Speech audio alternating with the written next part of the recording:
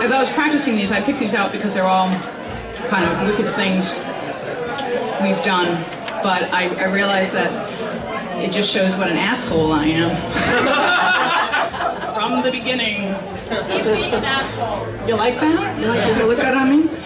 Okay, so this one, this is my last one. This is called Stealing Away.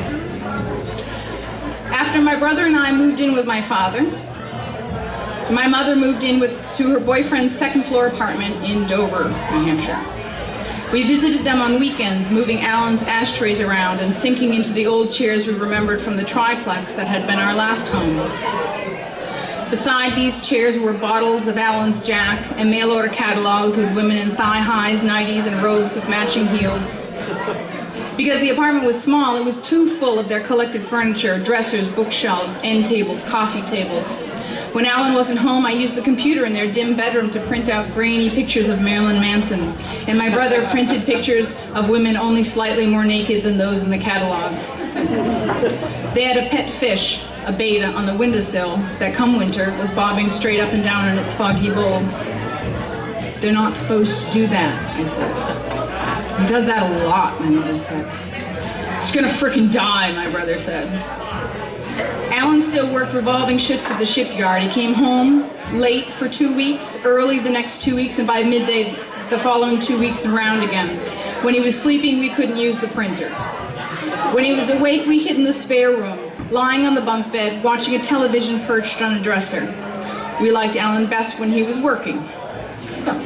He drank either way, but when he was home during our visits, he spent his time haranguing us. He'd saunter down the hall with his pointing finger. You kids don't know what humility is. You never worked a day in your lives. You just sit around. You have no initiative. You have no pride of work.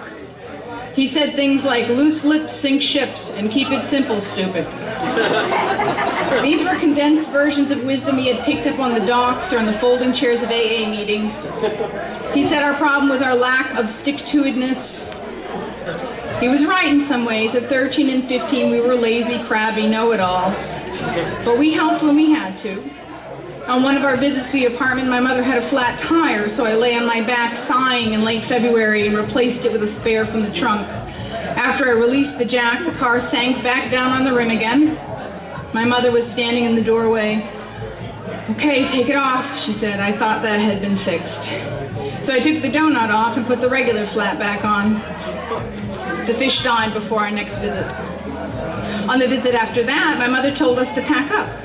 Alan was at work. It was going to be a surprise. Asshole. We didn't need, and she didn't give us any reason why she wanted us to move her. We had nothing else to do. We packed like mad people, the three of us flinging everything my mother owned into liquor boxes she'd gathered, and we ran bucket lines down the apartment stairs to the U-Haul she had parked on the lawn. She had left her car with its new tire at the rental office. In the mess of packing, I found a picture of my mother's naked backside getting into the tub.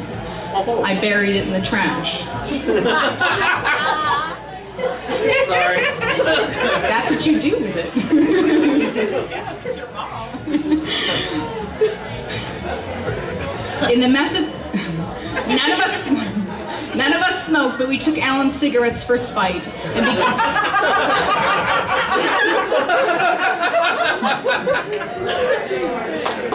And because he was coming home at 3 in the morning, we took the initiative to steal all of the light bulbs.